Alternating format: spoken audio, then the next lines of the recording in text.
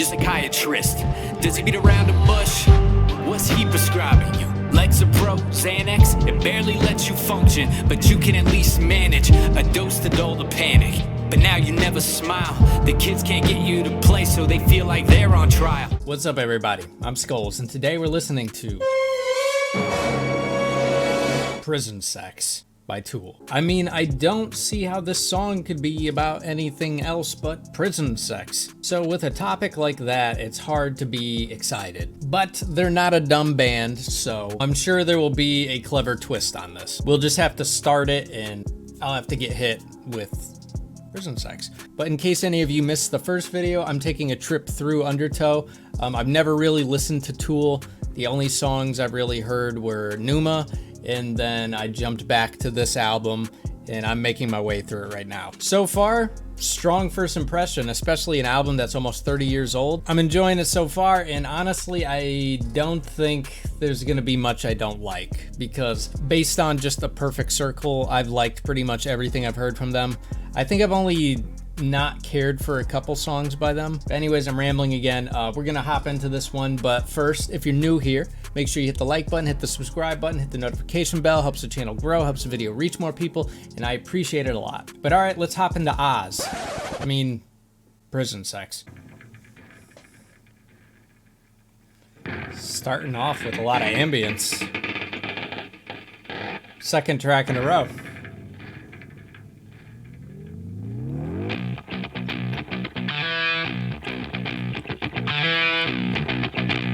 Sick riff right off the bat.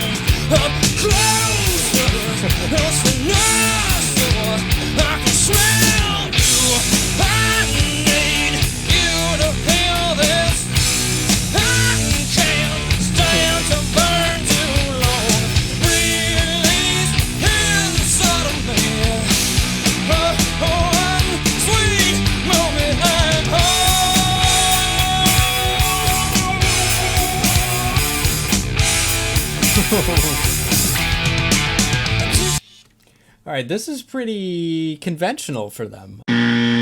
Now, two things about his vocals here. One thing I really like is that he doesn't need any effects on his voice. His voice is very strong on its own. It can be a very dry mix, and it sounds great because he's got complete control over his voice. But the part of me that mixes and produces wants some reverb on his voice, especially when he goes higher and hits those notes. I want them to ring out. Reverb or delay or both, but that's a preferential thing. And I've also noticed that so far this album seems like it's mixed almost in a very live bandish kind of way. There's not a lot of effects going on. It's just the band in its raw form. And I mean, to be honest, they don't need the effects. The effects would just be there to add drama to what they're already very capable of.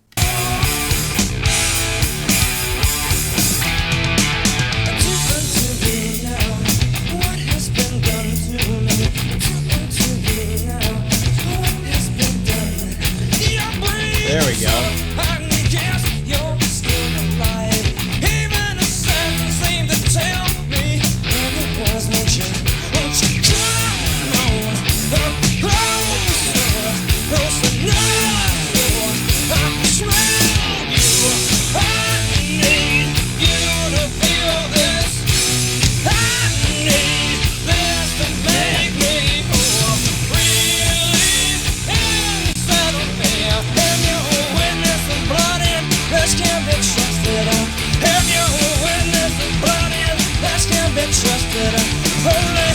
one holy medium with no peace of mind.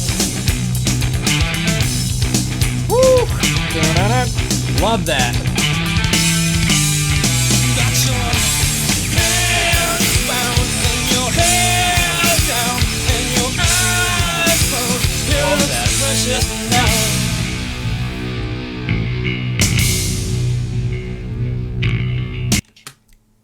So much for convention. I'm like, oh, this is sort of conventional. And then they like hit me with like 4 different sections and change ups in rhythm. And I like how right after I was complaining about the vocals being too dry, he comes in and there's a whole bunch of reverb surrounding him. Ask and you'll receive, I guess. But yeah, so much just happened. I don't even know really what to say. All I'll say is that I'm really surprised it's not halting the momentum of the song. Because usually when you change up the feel, it's sort of like this whiplash where your brain has to readjust. And to an extent, I have to readjust. But it never grinds me to a halt. Like that momentum keeps going, and then I just catch myself in the momentum and just keep going with it. They do an awesome job at just engaging you.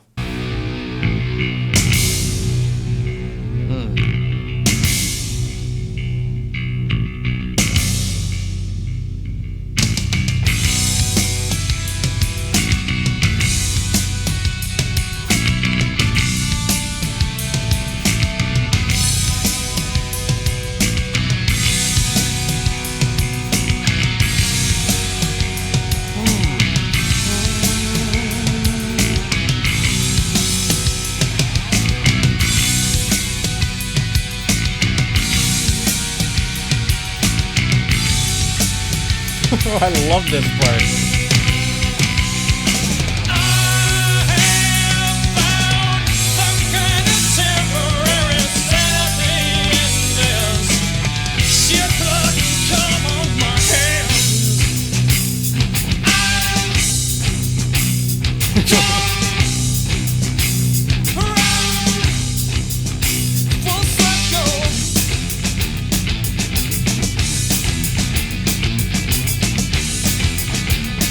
Oh my god, dude.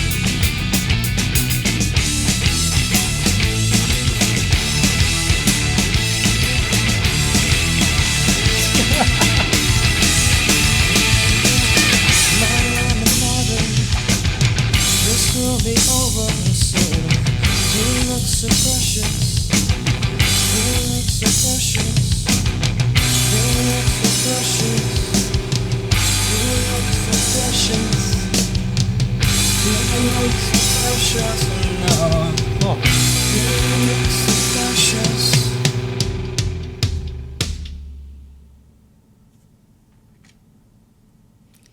Wow, man. I love how they ended that. That was so weird and trippy. One thing I'm really noticing about them so far is that Maynard isn't really stealing the show like he was stealing it in A Perfect Circle for me. It seems like A Perfect Circle gives Maynard more room to do his thing. Based off these first couple songs, it just seems like the band is constantly changing things, changing feels, and it feels more like Maynard's just a part of the song, just a cog in the machine, just a tool used to make the art they're making. I feel like I'm not articulating it as well as I could. In A Perfect Circle, there feels like there's a spotlight on Maynard, but with Tool so far, it feels like there's just a spotlight on the song. Because, I mean, Maynard sounds great, Danny sounds great. I don't know the guitarist's name, but he sounds great as well. The bass sounds like he's playing along with the guitar for the most part.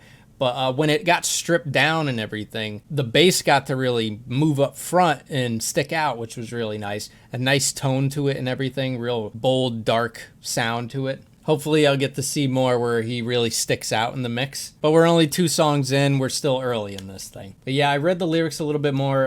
The song definitely sounds like it's about rape. And it sounds like the vicious cycle it creates. And I'm glad it took kind of a psychological approach and it brought it full circle. There was an exchange in V for Vendetta where V said, "What was done to me was monstrous." And Evie replied, "And they created a monster." And that's what the song seemed to be doing. It was like he was saying that he was a victim of sexual abuse and it turned him into an abuser, which from what I read and see, that seems to be kind of the long and short of it. But yeah, really interesting how they used prison sex to bring that out. But yeah, I mean, this is awesome so far. I mean, there's just so much to talk about. Everything's so interesting. The lyrics are interesting. I mean, this one's a little uncomfortable, but it's interesting nonetheless. But yeah, guys, that's probably where I'm going to end the video. If you liked it, make sure you hit the like button, hit the subscribe button, hit the notification bell. Helps the channel grow, helps the video reach more people, and I appreciate it a lot. And wherever you are, I hope you're having a good day, good night, and as always, I look forward to the next one. Peace.